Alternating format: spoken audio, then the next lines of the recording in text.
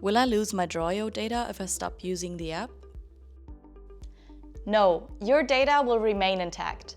When you embed a drawio diagram in a Confluence page, an XML and PNG file are created, whereas in Jira, only an XML file will be generated.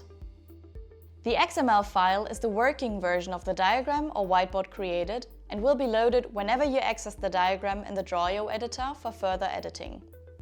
The PNG file, generated upon saving, displays the diagram in Confluence or Jira. Clicking on the diagram in Confluence or Jira view mode will make the diagram preview full screen. After inserting the diagram, you can easily see and modify it directly on the Confluence page.